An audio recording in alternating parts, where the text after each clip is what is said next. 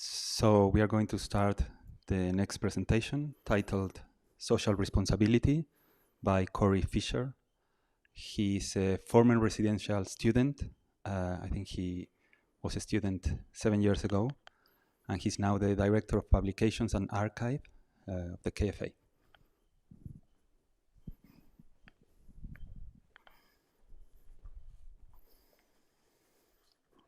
Thanks, Francisco. Hi, everyone. So just to start this off with a little context, we're working together with the Krishnamurti Foundation Trust to expand a book that was previously published by the KFA under this title, Social Responsibility.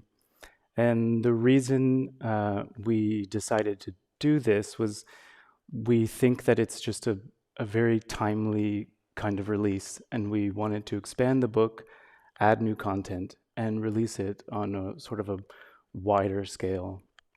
I think Jaap mentioned before, we have a sort of an underlying initiative to try and engage in wider global conversations about what should we be doing with our world. And so this book seemed to be a really perfect addition to the Krishnamurti catalog. And I had the joy of going through and looking through materials to add to the book. So that definitely helped me put together this presentation, but also was just a very interesting way of exploring Krishnamurti's work, which obviously has many different themes and elements. And what I've done with this presentation is to really pull out one or two main threads that I think are really interesting with regards to what it means to be responsible in the world. And so we'll just sort of move through that however I can get through it. So I think a good starting point is that with the title of the theme of the year, I think many of us do feel that some kind of change is urgent, and we feel a sense of urgency about the state of the world and how things feel and look around us. And but coupled with that sense of urgency is maybe a sense of overwhelm or sort of a not knowing where to begin or what kind of choices we can even make and what kind of impact do we even have on a global scale, which seems to be what most of our large problems are on. So the first paragraph, or first chapter really, of the book, Krishnamurti goes into this question of what can I do, which I think is something that we all have come to at some point. What, facing this whole challenge of whether it's the climate or starvation, Nandini mentioned many issues that are happening all over the world. What can I do? So Krishnamurti basically says that there's an issue with this question because, and really it's sort of for two reasons. So in asking this question, what can I do? It assumes that I understand the problem and that I'm prepared to adequately respond. So I'm asking, what's the right response? The second reason that it's a wrong question is that what do I decide to do if I ask that question? And he says that ultimately we can pick an action and take it, but that often will lead to deciding to act in a certain way or joining an organization or a group of people that think similarly and think that that action is the correct one. But that group of people and that decision ultimately is going to come in conflict with another group that says, this is a better action to take, or this is how we should solve this problem. So asking the question, what can I do, kind of misses the problem altogether and adds confusion to an already very large and confusing problem. So I think there are three elements, main elements that I put here to sort of what this presentation will look at. And three main points where I think what Krishnamurti is saying about acting and how our actions can have an impact in the world. These three things he speaks about them very differently than how we typically approach the problem of being socially responsible or making choices that we think will change society or change the world. So we'll go through them, relationship, action, and then our approach to the problem in general. Yeah.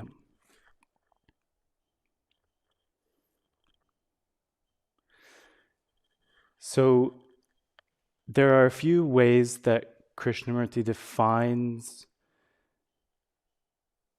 the individual and society and their relationship, and also points out some ways in which we may confuse ourselves when we approach the problem, because we have sort of collectively decided on these very strange distinctions we make between change that should happen outwardly, change that should happen inwardly, or should the change be on an individual level? Should the change be on a global scale? All these kinds of questions may have some level of relevance, but can also introduce confusion because we may not understand what we mean when we ask them that way, when we ask questions framing them this way. So the first one we'll look at is individual and society. So there are many ways to approach this theme in Krishnamurti's work, and he also can appear to be inconsistent because he uses the word like individual in different contexts in different ways. But I think the easiest way to illustrate it with regards to change and social responsibility is to say that Krishnamurti definitely emphasizes that real change in society is going to happen on an individual level. But I think he would say that really that change happens on the level of the human being. And he makes a distinction between what a human being is and what an individual is. So though you'll see in his work that he emphasizes that change occurs at the individual level, he's really speaking about change occurring at the human being level. And the way that he distinguishes the two of those is that the individual is what he calls the local entity. It's conditioned by the environment that it grew up in. It has ideas about the world based on the world that it lives in. And it's a personality, it's a value system, it's the little idiosyncratic choices that have been made throughout a lifetime.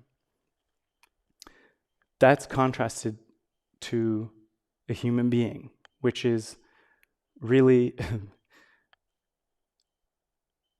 the whole system. So it's the capacity to respond to the environment and what the structure of that response system is, and how the organism and the whole system interacts with the environment and is in a sort of a more of a direct relationship to not only the whole history of the species, but its immediate surroundings. So there's more of a structural capacity to the human being that gives us our ability to be individuals. And that is what is being a human being. So that level is where he says change needs to occur. On the level where our responses come from, the level of our reactions and the level of our own understanding of our reactions is where a real change could occur that would actually have an effect on the kind of society that we build, because society is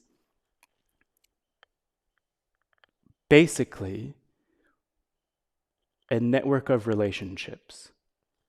So we often speak of society as this thing that's outside of us, that we live in and we interact with.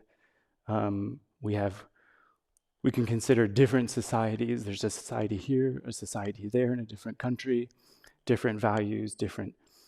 But ultimately, the structure and the fabric of society is the relationships between individuals. And so that fabric directly corresponds to the kinds of relationships we avail ourselves of, the kinds of feelings and thoughts and sensations and interactions we know and think we can have. So there's a direct correspondence to how an individual lives in the world and its own relationship to itself that then ends up building a network of relationships. And that network of relationships is what we call society.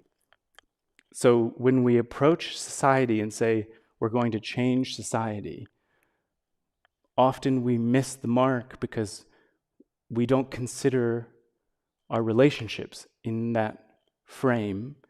We consider society as its own dynamic engine, which may have its benefit to look at, but might miss the problem if the issue is really with how we relate to one another.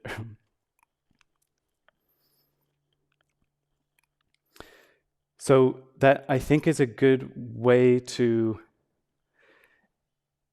illustrate another distinction that Krishnamurti points out, that it ends up causing confusion because often we distinguish between changes that we can make outwardly and changes that we can or should make inwardly.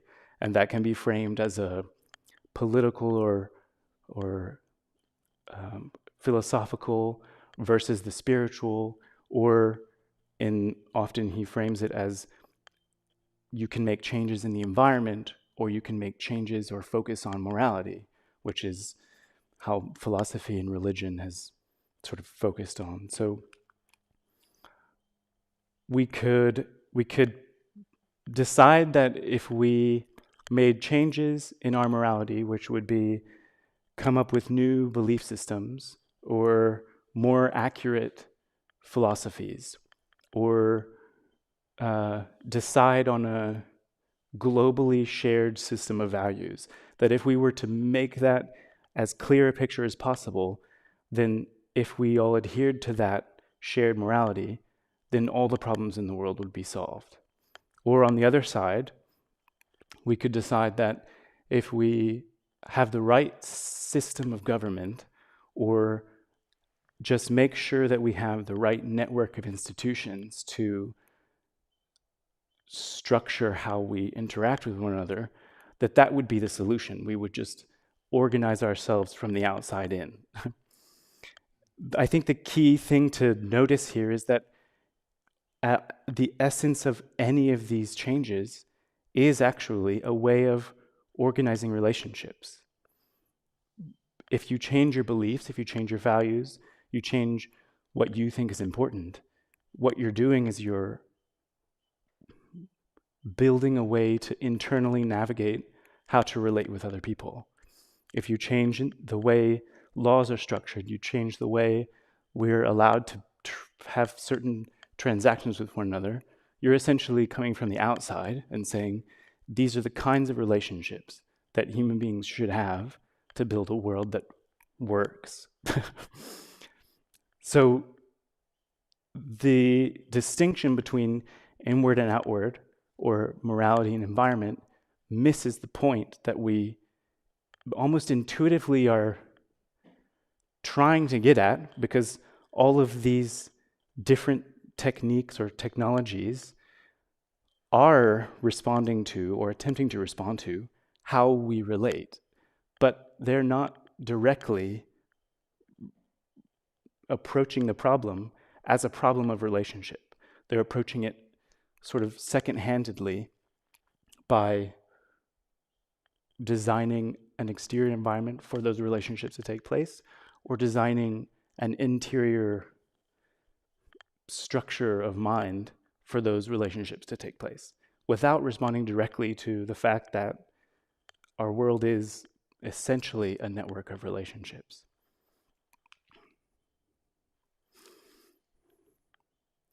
So I have added a few quotes. I just thought they were too good. I didn't want to not add them. So I'll read this also. So this quote, I think, was a good way of summarizing given we make all these arbitrary distinctions, we know somehow on any different level, know or feel some change is necessary, but we don't quite really understand the problem fundamentally. This is a good quote, I think, to summarize where Krishnamurti is pointing to with regards to what the real problem is. So, without the regeneration of the individual, there's no possibility of regenerating the world, recreating a new set of values in the world, which is not that one is laying emphasis unduly on the individual, but rather in understanding the individual, i.e. myself and yourself, and our various conflicts, ambitions, acquisitiveness, our relationship to things, our relationship to ideation, ideals, and our relationship with one another, our whole human existence. Without understanding that, how can we possibly transform the world? Surely legislation, organized existence, society as we know it, has completely failed. And merely to think in terms of organizational transformation, organization rearrangement, surely has no significance whatever without transforming the society, which is the individual. As long as social values and relationships are based on mutual gratification, which is the search for comfort, psychological and physical, then there must be isolation, and in isolation there can be no communication, and relationship is a form of communication, the most intimate, the most direct, and therefore the most misunderstood and corrupted. If we understand that, then perhaps we will be able to understand our relationship with each other. Why is it not possible for two human beings to understand each other? For you to understand me, and for me to understand you. We're not discussing what should be the ideal, but rather what is, and in understanding what is, then perhaps we shall understand how to communicate with each other. But the moment we transform what is into the ideal and pursue the ideal, then we become tyrannous. Then we distort existence. But if I understand what is actually, obviously, that which is, then in understanding it, perhaps we can bring about a different action. So what is preventing us from understanding each other? So I think this quote points out the very interesting and perhaps subtle distinction that Krishnamurti is making. And it has to do with our ability to understand who we are and how we relate to one another. And his claim is that really we have absolutely no understanding of that at all. And that's really the reason for the problems we see in the world. And that we also have difficulty or don't know how to even approach how to understand ourselves and the world, because we're sort of conditioned to not approach ourselves in that way.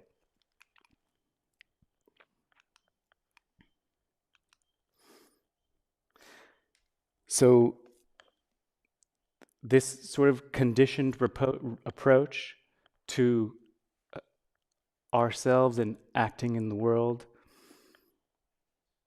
Krishnamurti claims, is essentially repetitive. So we have a cycle of reaction that is the basis of our existence and our relationship to the world.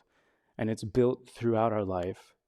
And not only internally are our minds and hearts caught in this cycle of reaction, but because that cycle is built in us, the way that we act and decide, are the decisions that we take in our actions in the world are also conditioned by the way that our mind is set up and structured in this way. So we have a relationship to ideas and a relationship to our thoughts and feelings that essentially all of our actions are based on conclusions that we hold within us. So we very rarely respond directly to the world around us. We respond through a screen that has been built up through time that gives us some element of preconceived notions of what we're interacting with. One sort of internal example is that he often uses is that we have grown up in a world, sort of doesn't really matter where,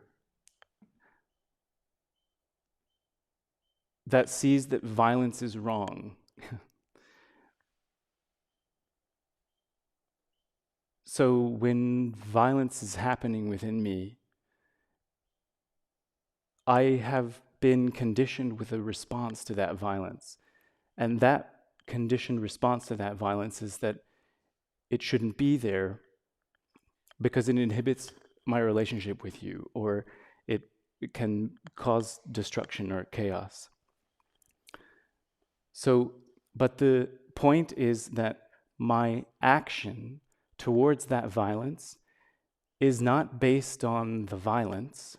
It's based on the conclusion that I have buried deep in me that I should not be violent. So our actions are not based on what actually is occurring, but our actions are based on a sort of repetitive cycle of trying to control or manipulate what's actually occurring as a way of trying to organize ourselves in society. So this is basically the point that becomes sticky for us, is that we're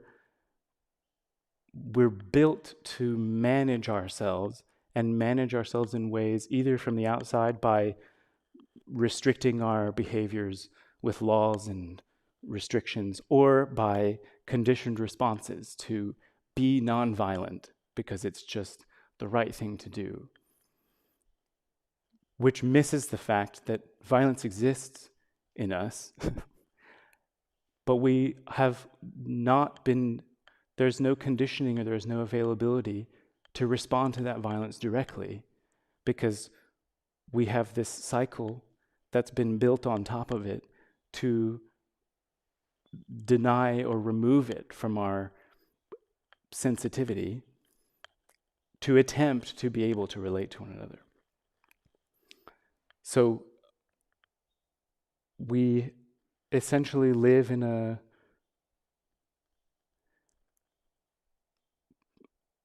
dissociated level from what is actually occurring truthfully in us, and we continuously respond from that layer without directly understanding what it is that's happening in us and what it is that's really driving our capacities for deeper relationships. I think another interesting point is that And another thing that I think can introduce confusion is that I think it can also feel like if you just have more information about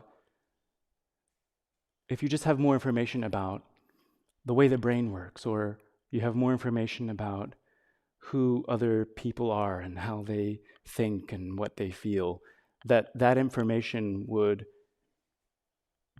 you would be able to modify the kinds of conclusions that you have, that your actions are based on. But the interesting point is that no matter how much new information you add to our human system, it inevitably adds to the same kind of cycle. So all new information gets subsumed into this repetitive, conclusive cycle. No matter how sort of highly spiritual and open-minded it may be, I can decide that because Krishnamurti says I need to be attentive and aware at all times, if I don't understand that for myself, it can bear some partial significance in my consciousness and become a trigger for this cyclical response where I notice I'm not being attentive, and then based on my limited understanding of what I think being attentive means, I start reapplying this cycle of modifying my experience to try and be attentive, which is directly, not direct, it's exactly the same as being violent and taking actions to not be violent. So this cycle can take any new information and repeat the same process. No matter how good or perfectly valued the information may be, the cycle continues. So then this begs the question, is there anything outside of this? And this is when it becomes more difficult to pose positively, because, and it's come up a few times, even in the last segment, making affirmative statements about what it means to understand oneself, or to,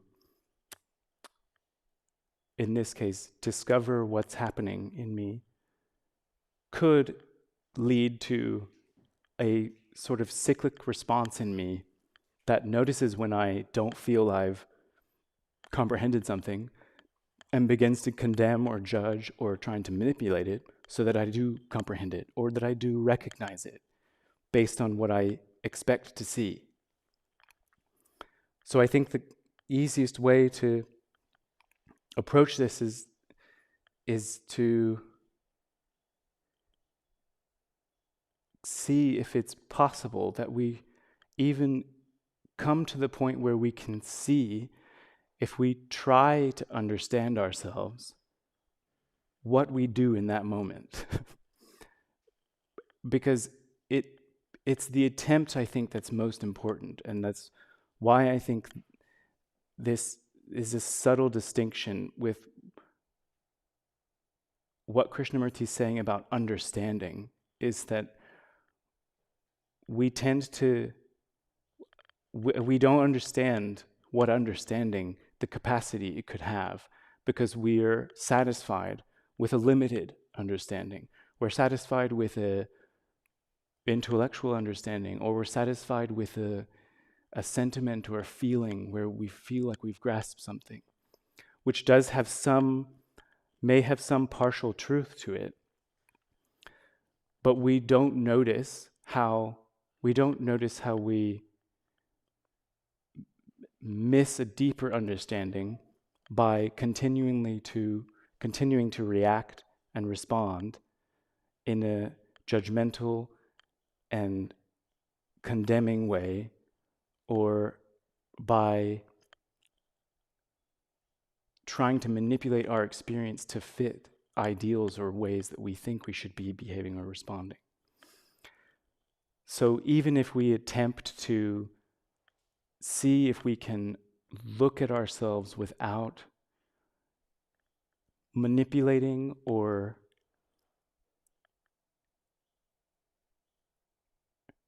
if I try to make contact with my own violence without imposing an idea of nonviolence, the attempt itself, where do you look? Where do you go first?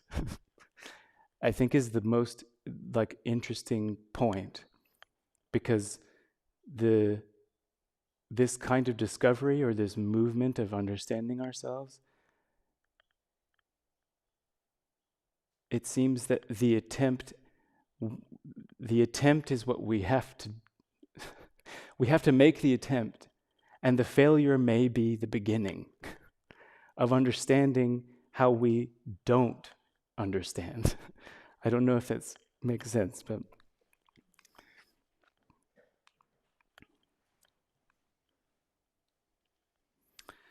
so this leads to where I think the interesting distinction is that this kind of understanding of the total process of my mind and my heart, my thoughts and my feelings in relation to myself, my responses, my reactions,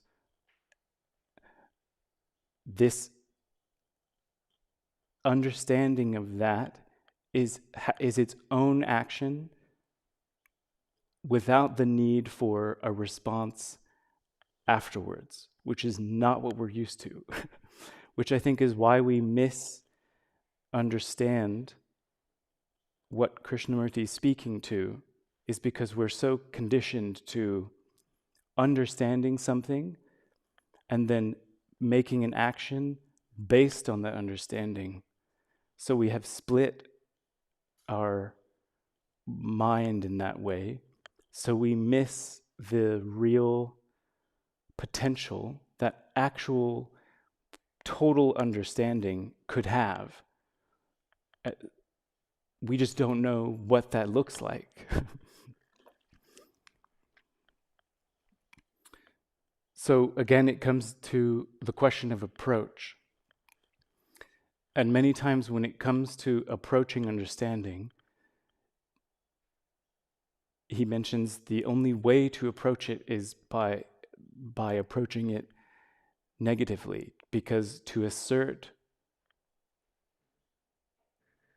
if we were to define understanding, that would fit perfectly into our repetitive cycle, where I could use my definition of understanding to then try and approach myself with that definition, which is the opposite of what Krishnamurti is speaking about in terms of understanding. So the only availability we have to understanding this kind of understanding is to see how we don't understand.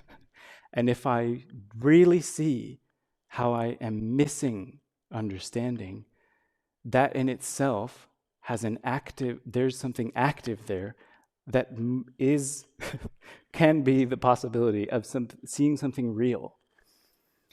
But to pose it as a positive action, or something that I can, it's what we all want. We want someone to tell us exactly what it means to understand ourselves. If we knew, we could just do it.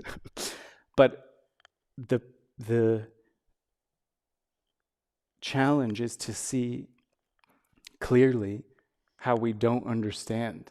And if we can see that it's that kind of seeing is a real understanding, because it's not primed by any preconceived notion of what that would mean to perceive or understand myself, my own interactions, or my relationship with you.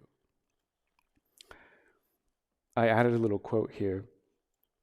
The understanding of relationship is infinitely more important than the search for any plan of action. Action based on ideology hinders the understanding of relationship. A belief may gather a group of people around itself. Such a group will inevitably breed opposition by forming another group with a different belief. Ideals postpone direct relationship with the problem. It's only when there is a direct relationship with the problem there's action. But unfortunately, all of us approach the problem with conclusions. With explanations we call ideals. They are the means of postponing action.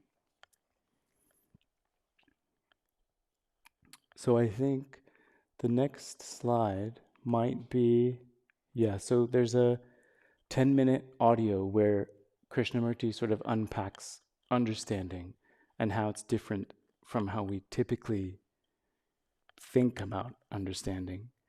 And hopefully it will play. Yeah. This is J. Krishnamurti's second public talk in Amsterdam, 1967. If we may, we'll continue with what we were talking about yesterday.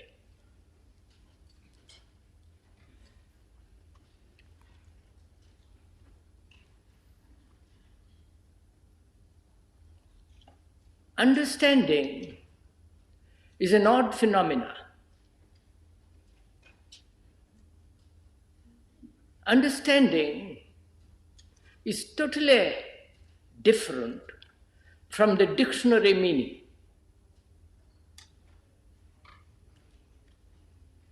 Understanding is an act of instantaneous perception.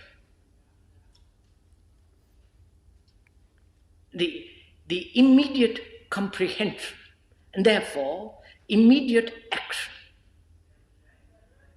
It isn't that one understands first and then acts, but it is rather that when there is total comprehension, which is understanding, there is total action, which is immediate. And this often happens to many of us.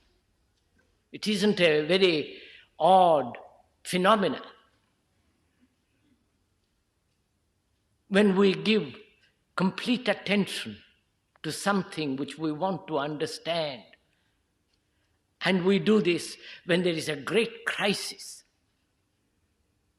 in our lives, there is an instant comprehension, instant understanding, and instant decision, therefore action. And when the crisis is very great, then the understanding and action are simultaneous. It isn't that one understands first and then acts later, but the action, which is the doing, is synonymous with understanding.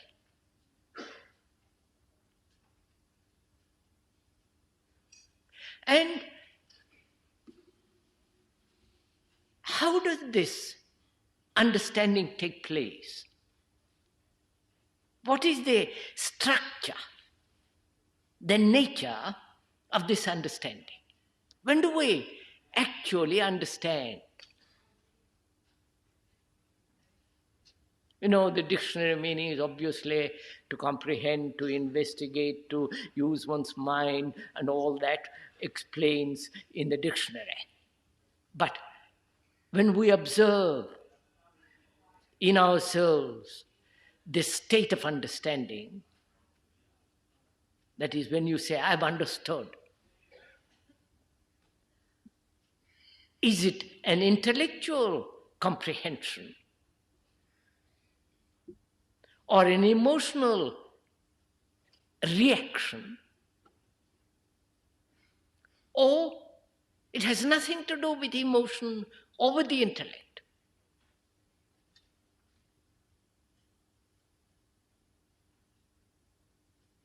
When we say, when things are very, very serious in our lives, a deep crisis which demands immediate action, how does this action come in which there is no friction at all? In which there is no after thought, thinking it over, and coming to a decision and then acting. You must have noticed, obviously, in one's own life, this peculiar phenomena of what is called understanding. Understanding doesn't come merely through a conclusion.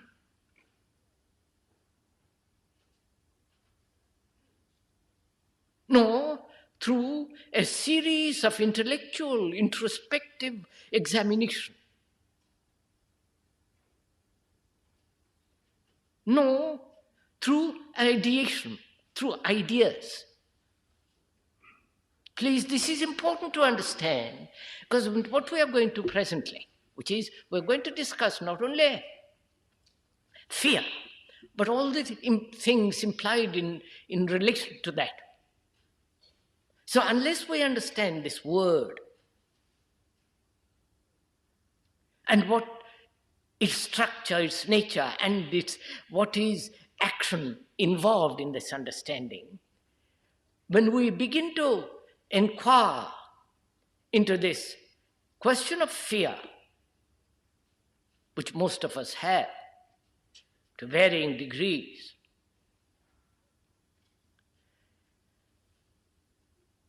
it seems to me then it becomes very important to understand the nature of understanding.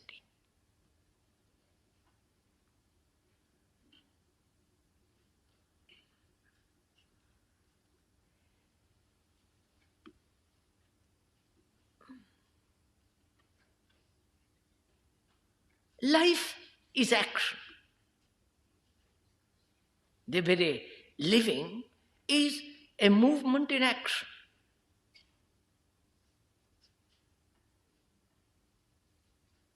There is no living without action. Living is relationship. Not only with a particular individual, but also with the whole social structure, both outwardly and inwardly, the psychological structure.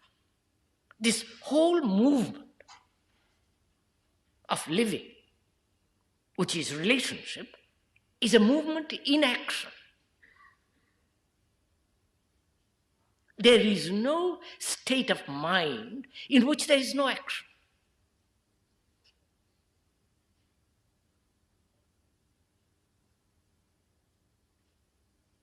Even when totally isolates oneself from the whole phenomena of the world, one ends up in an asylum, mental hospital. But even there is action.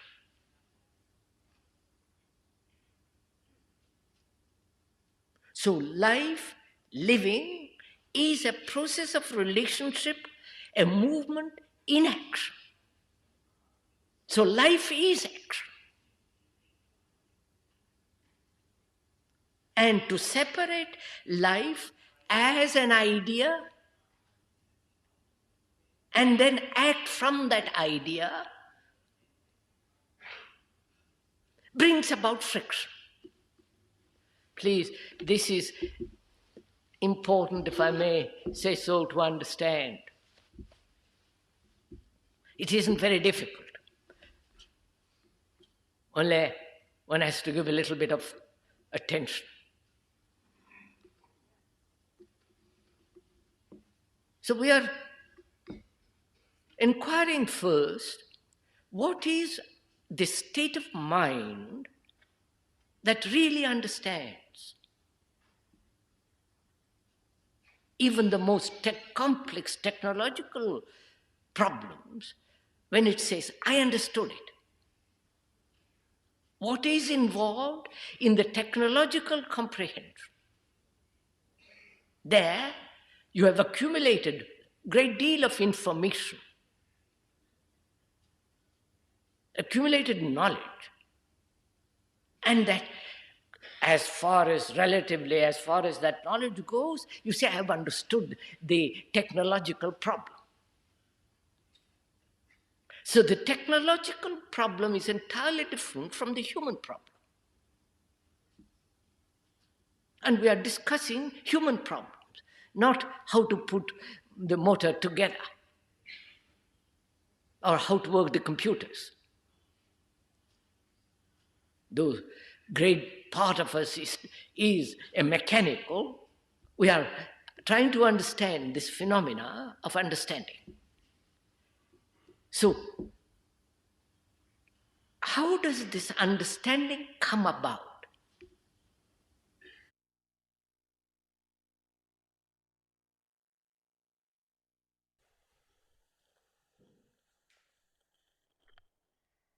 So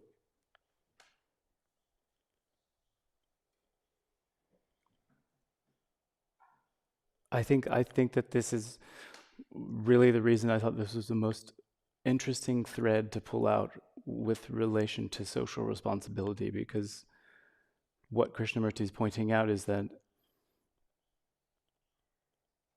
of primary importance would be our own understanding of ourselves, our relationship to ourselves, and discovering our capacity to understand our relationship to one another.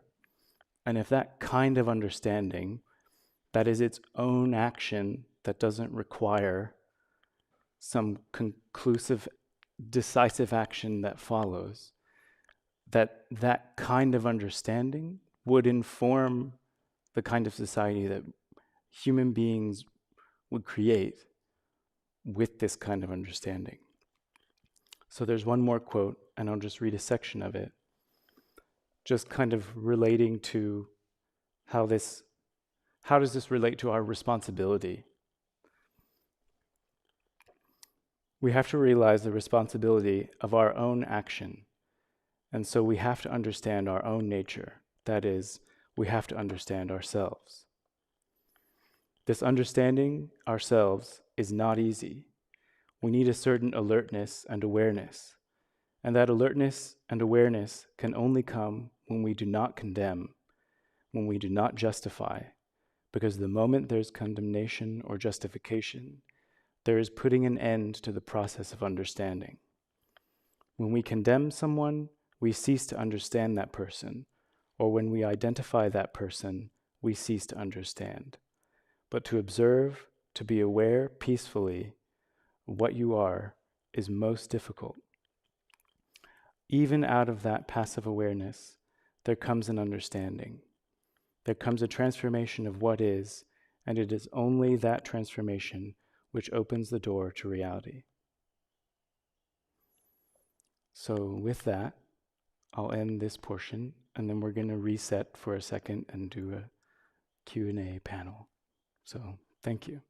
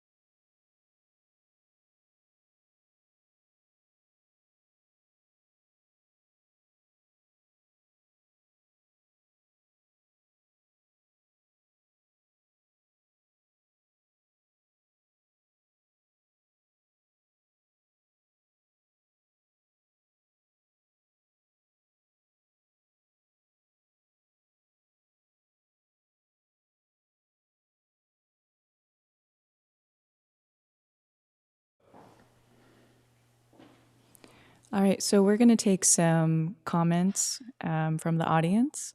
The first one is, Kay talks of not doing but remaining still and observing. Society talks about doing something to change. How does one observe and how does observing and doing work together?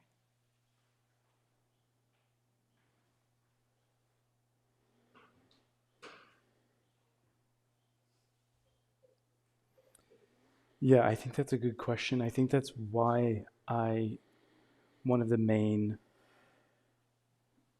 points to one of the main reasons I thought that this was sort of a key element to Krishnamurti's work and why it's different than how we typically think about acting and doing in the world, is that essentially Krishnamurti would say that observation or understanding and doing or action are the same thing. And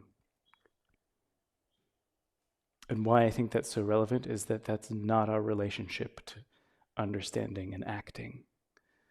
We tend to separate them and feel that we're unprepared to act until we think we've grasped something well enough, which tends to be this, I've gathered enough information about what I need to do, and I feel confident in navigating my experience to then decisively do something, which I think has nothing to do with this observation as action, which is some kind of understanding of myself that is itself an action that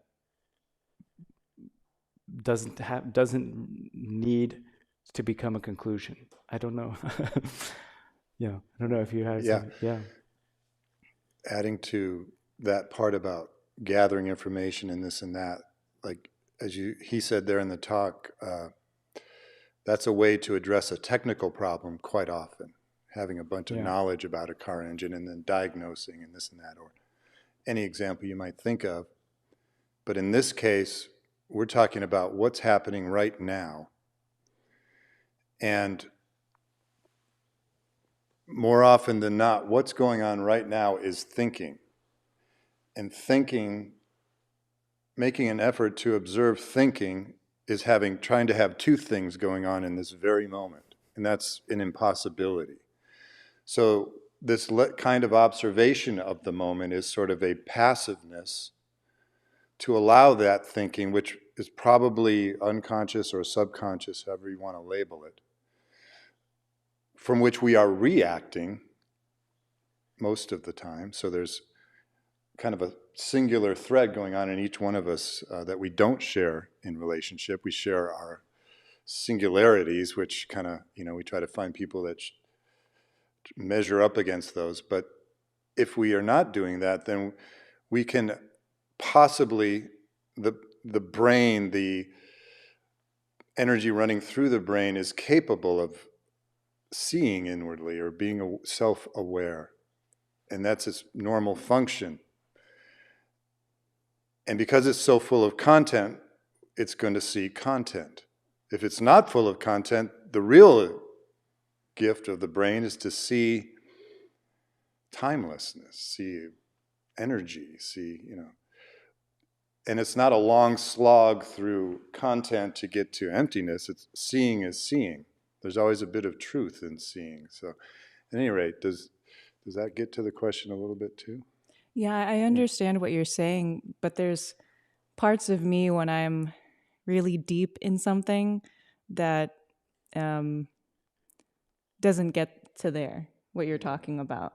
It's just in the content of what I am, almost as if I am maybe not consumed, but I'm really overtaken by it. Do you know what I mean? So I'm wondering, this wasn't part of this person's question, but I mean, what is it that's going to get me to even see that? I don't know if this will answer that question, but I think it's related. I think it's another interesting point of this area, which is we equate action with effort.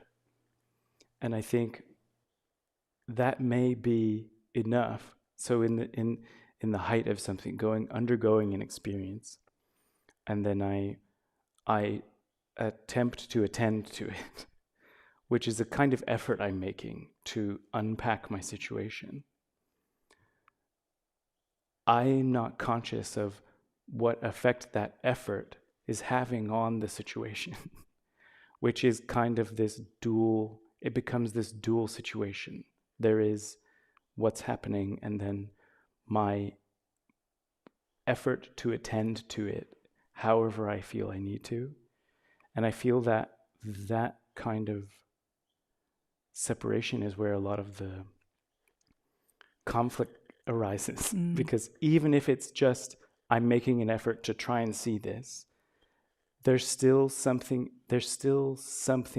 deeper motive, that's involved in that effort to see it, which is, I think, different than some capacity to just understand what's happening without involving any effort to see it. Does that make sense? I don't know. Does that kind of meet what you're saying? Yeah, I know exactly what you're talking about, because I think that in the situations that I'm referencing, I feel that there's something inside of me going, why don't I just understand it? Why don't I just get it? So that in itself is that motivation to reach some sort of thing that I'm trying to grasp at.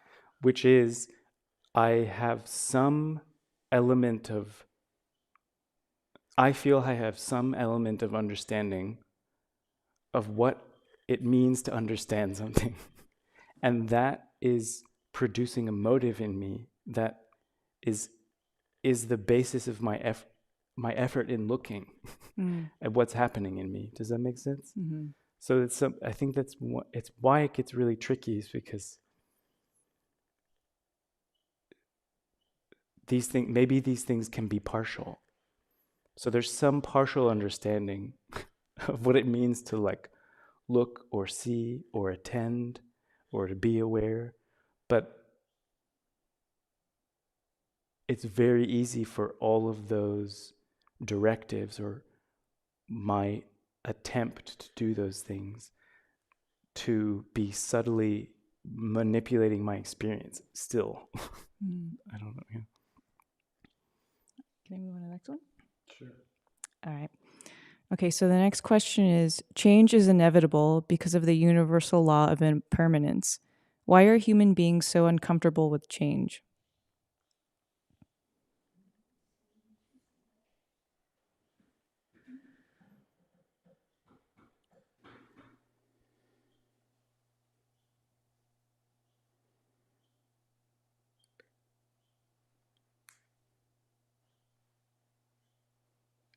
Is the human brain, as opposed to the mind, the me, in such a state of insecurity by its very existence? This is a question. That change is threatening. The biggest change being death, of course, which is always looming like a ghost. And you can reverse that and say, well, if I change, I'll be more secure, but that's changing from this to that. But real change, what we were referring to earlier is transformation, does involve, we've been using the word understanding, but meeting death, right? I mean, I don't know if that's coming out of the blue, but death in terms of that which is transient bumping up against the eternal, that which is not, doesn't leave when you leave, put it that way. I don't know if I made that sound confusing, but I'm just saying fear of this insecurity is what guides our control. Like you mentioned, control and effort.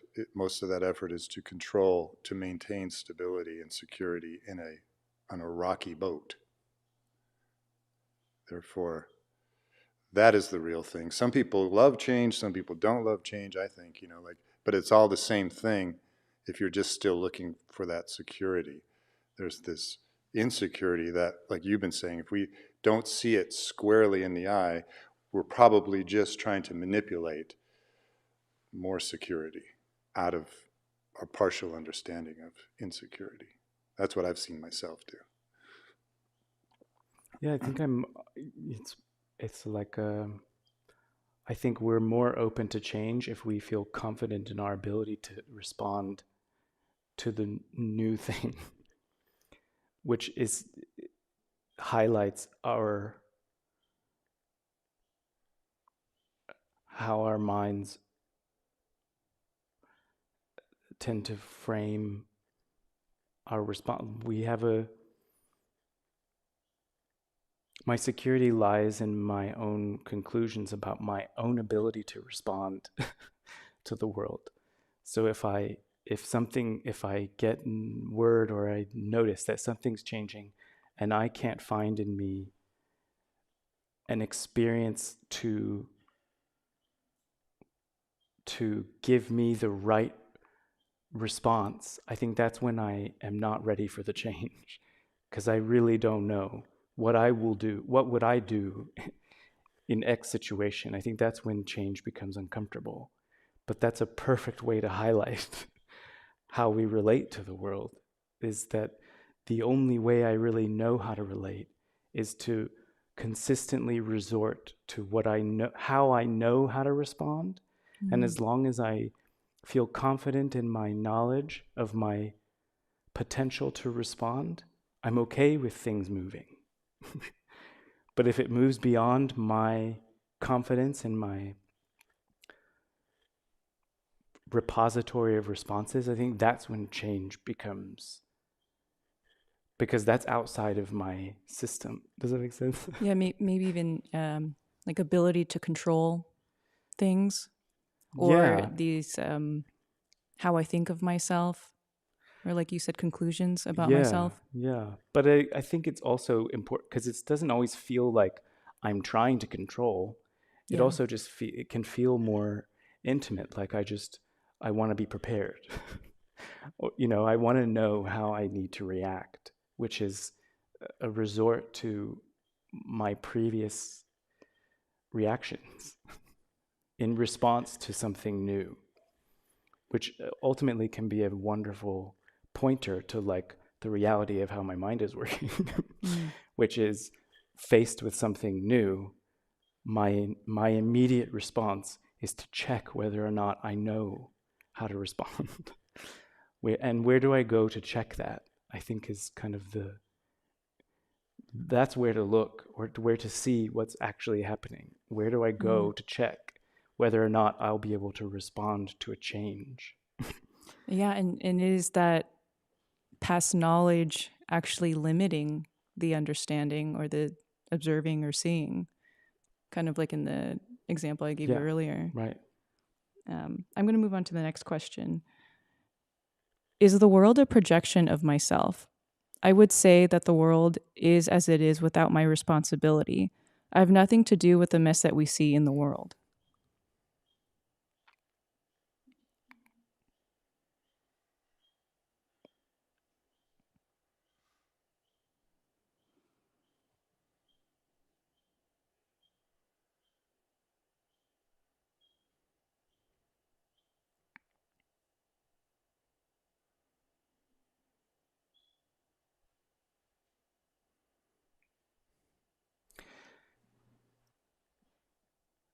I think that's one of the areas that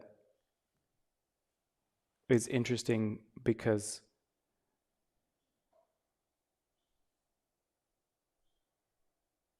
so I think that's why Krishnamurti tries to emphasize what my actual relationship to the world is, because it's easy to have an idea of the world as something separate from me that is a mess. And I couldn't possibly, I don't even have any idea how to assume responsibility for it because it's so huge and it's all outside of me. We seem to have a pretty good capacity to hold that kind of perspective. And I think that's why he's adamant about bringing the focus much closer to home and saying, if you want to understand what your responsibility is for the colossal mess, you have to start with how you relate to the people around you.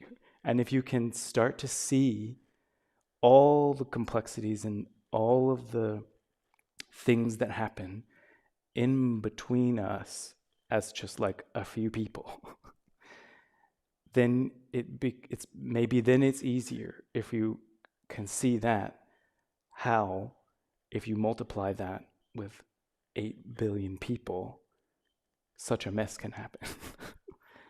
I don't know if that seems to be how, that seems to be, if we start small and pay close attention to how we relate to ourselves and how we relate to the people around us, if we understand that deeply enough, it may become obvious, like the conditions that would ripen such massive problem. It may be obvious if only I actually understood all of my systems of responses and how I relate to them and how I relate to the people around me.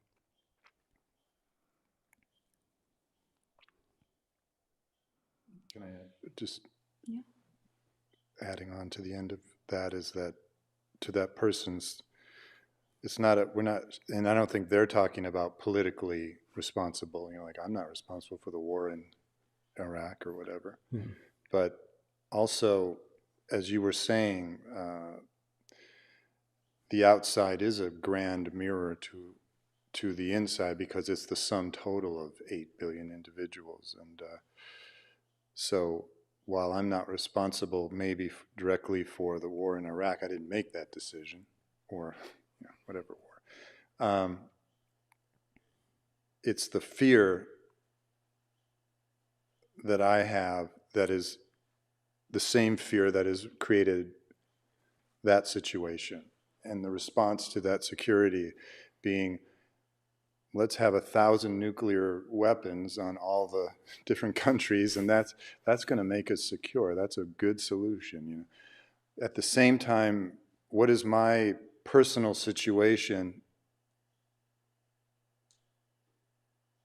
What is that person's personal situation towards their own daily life, and do they have fear? Do they have insecurity? Do they have, Therefore, you're not trying to make yourself responsible or blamed or anything like that. You're just being honest, and you could extrapolate and say we share this consciousness. That's why it's all related. And so, yes, individual responsibility is related to one's life, but it's also related to, it extrapolates out into the world. All right, the next comment is, we're used to doing something about a problem to solve it. How do you remain still when you're afraid of not taking action? Be overwhelmed. There's a freedom in that sometimes. Not talking about having a breakdown or anything, although that could happen, but not doing something about it is actually not creating fear. Wanting to control it, like you were saying in your first question, like you get overwhelmed, that's where the fear comes in. That's like, man, this is so big and I can't control it. And that's fearful.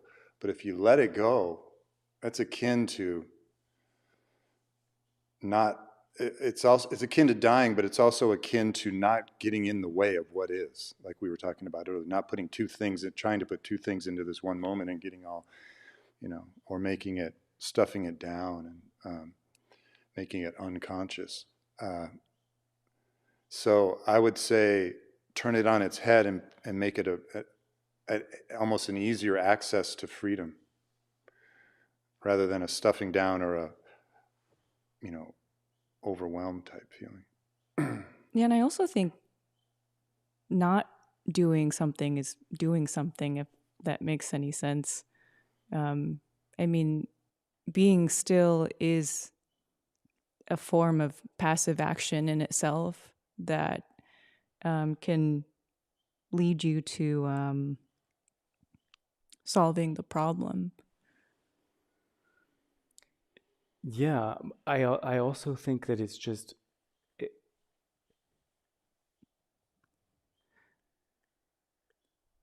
somehow maybe it's as we may complicate it because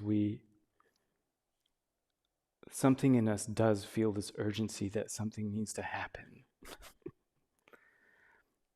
And so I'm aware I don't want to cause more conflict. I don't want to cause more confusion. So in the midst of feeling I need to do something, the truth is I'm confused and maybe I'm overwhelmed. And then on top of that, I say, what I need, if only I could be still, then, but I think that is the important thing to see, is that whole thing, to see that whole thing. If only I were still, I could, how do I remain still in the midst of chaos? To see that kind of demand that I put on my own experience and in search of the next phase. So stillness is the solution to the problem at hand, which is my confusion, my feeling that I see the problem, I see the confusion. I don't want to contribute to the confusion. The best thing to do is to be still and try and sort of meditate through the problem. That whole arrangement is significant. And so I think that's kind of the thing, is like, how can we see that whole thing when it's put together that way, instead of asking a question like, and I don't mean offense that it's a wrong, but it's an interesting question because it points out the kinds of questions we all ask. How do I be still in the midst of this confusion? Points out I have demands, I have desires that are, Right, there are like, why pointers can't I in just that whole understand? situation that are relevant for me to really understand how I'm navigating my experience. So what is it that gives me that whole picture without sticking to the demand for stillness in the midst of chaos? Does that make sense? Yeah, and even observing that those demands are coming up, right? For understanding or stillness or this version of whatever I think the next state of my being has to be in. Yeah. It reminded me of what you were saying about having this, I feel like I should understand this, I feel like I should be able to respond to this chaos. If only I were in this state, or if only I were, that all of that is extremely relevant. Yeah, and kind of ties into the previous question, because that exists in all of us. Yeah. Right? This, like you were saying, the need for security and these responses to fear. And, I may not be doing the stuff out there that I see in the world, but I have my own version of that in my own daily life. Mm-hmm. Yeah. And also the state of mind that is capable of understanding is a learning state of mind. And a learning state of mind is logical because what's going on in this moment has realistically never, ever happened before in the whole history of existence. That's another reason that change is kind of unsettling, because we're a continuity through this in chain creation. It's one big booming creation, you know, the whole time. This moment has never existed. This moment has never, and so why wouldn't we be in a learning state of mind? Because we don't know this moment, and that brings the mind out of a state of control, which is conflict, to a state of observation, which is capable of understanding. So it bridges the shores, as Krishnamurti said, you must start from the other shore. And that is the meditation you were speaking of, the attention that's able to observe chaos in oneself without experiencing it yet. It's observing it as its inception, its creation. Like, you know, this is what's happening in me now. It may not be happening in you. You know, another moment I may be observing a squirrel or a hummingbird, and there's just, that's what's happening. You know, and but each time it's this new moment. I may have seen a squirrel before, but this moment is that state of newness. And it is real that would be a learning. The whole movement of life is learning, Kay, you know, has said. And that is sort of the bridge from that shore of conflict to that shore of non-conflict, it seems, I say. Did you want to say something? Can I ask a question? Mm-hmm. Yeah. The origin of the book goes back to the 90s, Mm-hmm. when the World Future Society in Washington, D.C. asked the Krishnamurti Foundation of America, what would Krishnamurti say about the future of humanity? And we responded by producing this book. Mm-hmm. We took it to Washington to their convention, which they have every 10 years, and presented it at the convention. My question is, do you think Krishnamurti answered their question? Did he answer their dilemma of the future of humanity?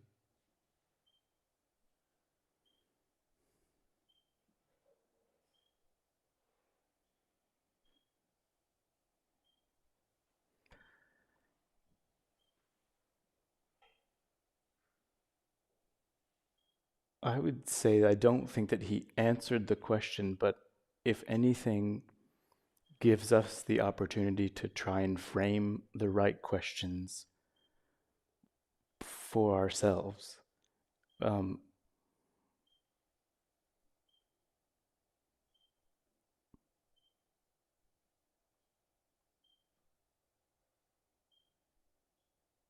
Because it seems to be that somehow, ultimately, he says it's obvious that action is required, but it's also obvious that we don't understand what real action is. So unless we understand what real action is, we're not going to be able to answer the question, adequately respond, and we're not going to be able to design the future from where we're standing now, because we don't understand ourselves and where we are. So I think he frames the potential for us to ask ourselves the right questions, but I don't know that he poses the answers for us. At least gives us the opportunity to look into this, to see if we can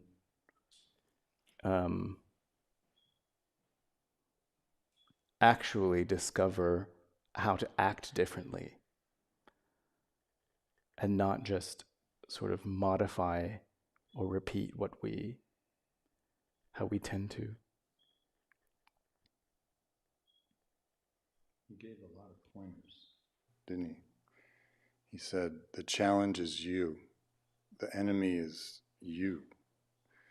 and that this of which he is speaking is about a religious life which is holistic. Religious meaning to gather all your energy to be whole, not be fragments, which he said we are, or most people are. And that when groups have their own ideas about what is right and what is wrong, what is security, what is not, then you have opposing, and that is what is happening in the world. But if we share not only consciousness with humans, but if there's one energy happening right now in the universe, that is the extent of our capability of, I won't call it experience, but awareness. And that is what he found interesting about life, I know. And that what he saw most of what else was going on in the world was reaction, what he called secondhand, which has nothing to do with that. So it's set up very nicely to, in my opinion, to understand based on those contradictions.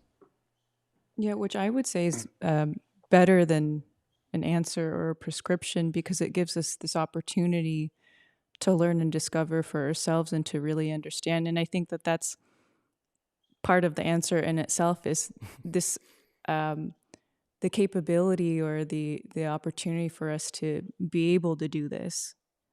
So yeah, that's what I would say.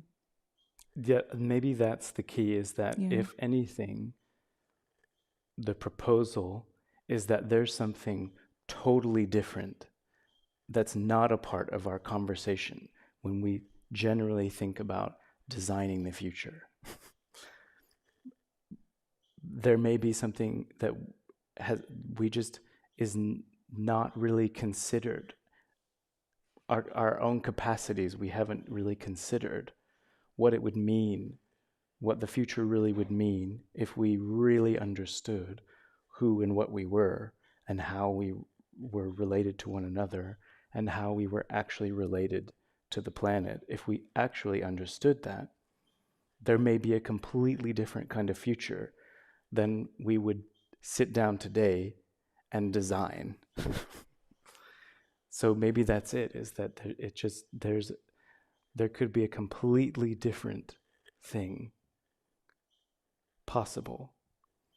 We just have to, that can't be something that's answerable from anyone but ourselves. It's somehow that we have to discover that as human beings, and can't be prescribed. We can't design that now as architects. And he seemed, even in the little video clip there, to state that until we understand the fear that we live under, and fear being the biggie more so than jealousy or envy, that's the branches of fear, and fear may be rooted in something else, but that would be another whole dialogue. But that till we stop acting from that reaction to life, as if life was going to kill us and everything else was going to kill us, therefore we have to always respond in such a way, then we will not get there. So there is work to do in that regard. It's not just like, you're there, like some people like to say. But it can happen that way, but chances are there's a lot to learn from the way we respond in that, based in fear.